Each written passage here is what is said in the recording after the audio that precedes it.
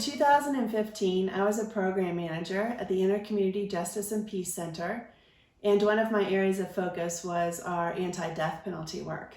One of the challenges in the work that we did was that at all of our events, we would attract people who already were against the death penalty. And we really were trying to reach people who were either on the fence or even in support of the death penalty, to try to get them to consider alternatives and to see the injustices and the flaws that are built into the capital punishment system. And so in 2015, we worked with some of our partner organizations, including Ohioans to Stop Executions, to create an event that would, by its nature, force people who normally didn't consider it at all, give it any thought, to actually think about the fact that we in Ohio still kill people in the name of justice. We did that by walking along the highways of southwestern Ohio from the Lucasville prison all the way to the State House in Columbus, which was a little over 80 miles. And we wore bright red t-shirts with big stop signs that said "Stop Executions." The leader of our group would carry a big flag and wave it to alert the drivers that they were about to encounter something unusual on the highway and to hopefully be careful of us. We had many people who waved and honked and gave us thumbs up, which was encouraging.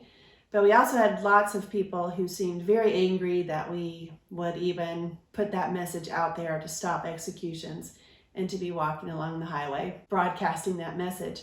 And they also shouted out at us and gestured, but that was good for us to see as well, because it let us know that we had a lot of work to do. We have a lot of people that we still need to get to think about this issue with an open mind.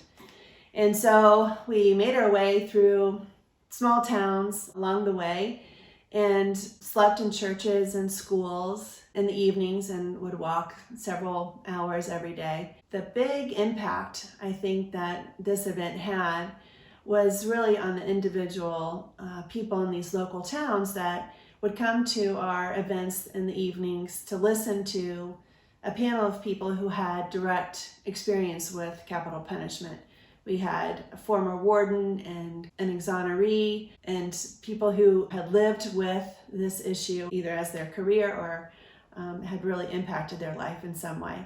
But after we had walked a couple days, there was an event that really stands out in my mind as an example of how the work that IJPC does can change people's hearts and minds, and really working towards creating a more just and compassionate and nonviolent society for everyone. And that was, we came to a little town, and as we went down Main Street, there was a convenience store, gas station convenience store, and some people went inside for a drink or to use the restroom. And as we're waiting for everyone to kind of reconvene, a car pulled up and a young man jumped out and came towards our group, and right away I was kind of on the defense because he seemed kind of agitated, and I thought, gosh, this could get ugly, this could get bad. But fortunately, he approached an absolute master of nonviolent communication who taught me and all of us so much, Lori Swain, and she very quickly established with this young man that they have something in common. He and all the people out there shared concern for the safety and well-being of all Ohioans. And she invited him to come to the event that evening in the basement of a church that we were staying in. And we went on our way, and I really didn't think we'd see him again because he was very definitely in support of the death penalty and pretty upset that we would oppose it. So I was very surprised to see him that evening. He and his girlfriend came.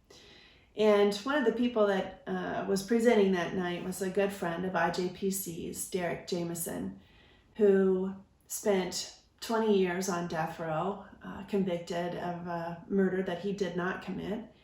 And he's one of the most powerful speakers there is about this issue because it had such a tragic impact on his own life. And there's rarely a dry eye in the audience when he speaks, because Derek himself can't really share his story without crying. You know, his mother died while he was there. He couldn't say goodbye to her, among other people. And he talks about getting to know the individuals on death row. You spend 20 years with people, and he said, you know, the humanity of the people is what you get to know, and they became his friends. And he is remarkable in that he didn't allow that injustice to make him bitter and angry and hateful himself. And just his integrity and his conviction about who he is and how we should be treating one another regardless of behavior, just the basic dignity of all people that should be honored regardless, is just powerful to hear. So here sits this young man who is just so adamantly in support of capital punishment and incensed that we would question it, listening to this man pour his heart out and through his tears talking about what that was like, and how wrong it is to treat human beings that way. And afterwards, it was just beautiful to witness his interaction with Derek, because he went right up to him and said, you know, man, I had no idea that an innocent person could be convicted, and not only convicted, but could actually be killed.